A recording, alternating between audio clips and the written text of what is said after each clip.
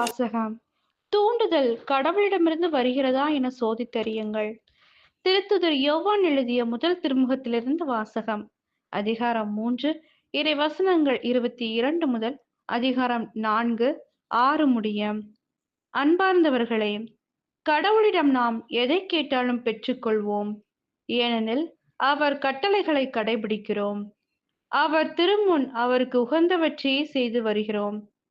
கடவுள் நமக்கு கொடுத்த கட்டளைப்படி அவருடைய மகன் இயேசு கிறிஸ்துவிடம் நம்பிக்கை கொண்டு ஒருவர் மற்றவரிடம் அன்பு செலுத்த வேண்டும்.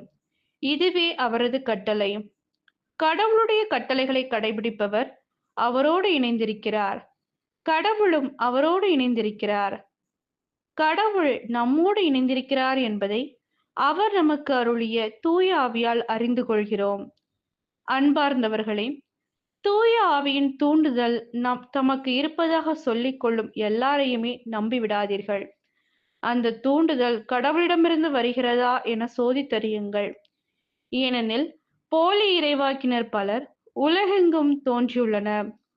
இயேசு கிறிஸ்து மனிதராக வந்தவர் என்னும் உண்மையை ஏற்றுக்கொள்ளும் தூண்டுதல் அனைத்தும் கடவுளிடமிருந்து வருவது. இவ்வாறு கடவுளிடமிருந்து வரும் தூண்டுதல் எது என அறிந்து கொள்வீர்கள்.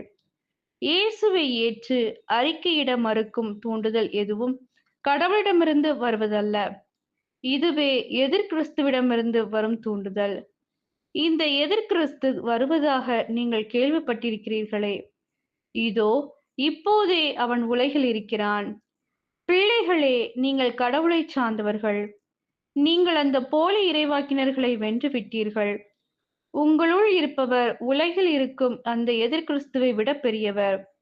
அவர்கள் உலகை சார்ந்தவர்கள். எனவேதான் உலகு சார்ந்தவற்றையே பேசுகிறார்கள். உலகமும் அவர்களுக்கு செவிசாய்க்கிறது. ஆனால் நாம் கடவுளை சார்ந்தவர்கள். கடவுளை அறிந்து கொண்டோர் நமக்கு செவிசாய்க்கின்றன.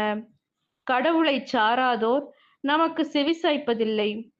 இதிலிருந்து உண்மையான தூண்டுதல் எது, பொய்யான தூண்டுதல் எது என்பதை நாம் அறிந்து கொள்ளலாம். இது ஆண்டவரின் அருள்வாக்கு. இறைவா உமக்கு நன்றி. நற்செய்தி வாசகம். விண்ணரசு நெருங்கி வந்துவிட்டது. மத்தேயு எழுதிய தூய நற்செய்தியிலிருந்து வாசகம். அதிகாரம் 4, இறை வசனங்கள் 12 முதல் 17, 23 முதல் 25.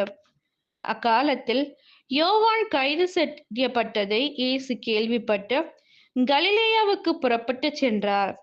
அவர் நாசரேத்தை விட்டு அகன்று செபுலோன், நப்தலி ஆகிய இடங்களின் எல்லையில் கடலோரமாய் அமைந்திருந்த கப்பர்நாகுமுக்கு சென்று குடியிருந்தார்.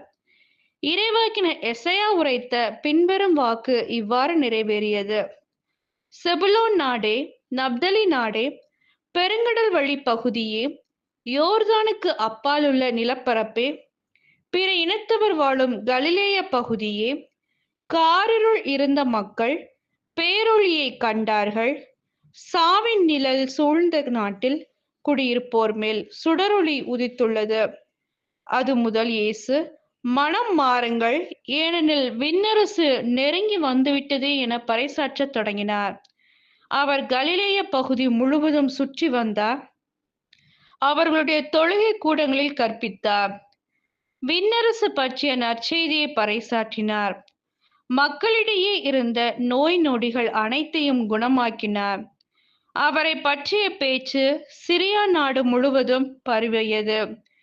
பல்வேறு பிணிகளாலும் வாதைகளாலும் வருந்திய நோயாளர், பேய் பிடித்தோர், மதிமயங்கியோர், முடக்குவாதமுற்றோர் ஆகிய அனைவரும் அவரிடம் அழைத்து வரப்பட்டனர். அவர் அவர்களை குணமாக்கினார். ஆகவே கலிலேயா, தெக்கப்போலி, எருசலேம், யூதேயா, யோர்தானுக்கு அக்கறை பகுதி ஆகிய இடங்களிலிருந்து வந்த மக்கள் பெருந்திரளார் அவரை பின்தொடர்ந்தனர். இது கிறிஸ்துவின் நற்செய்தி. கிறிஸ்துவே உமக்கு புகழ்.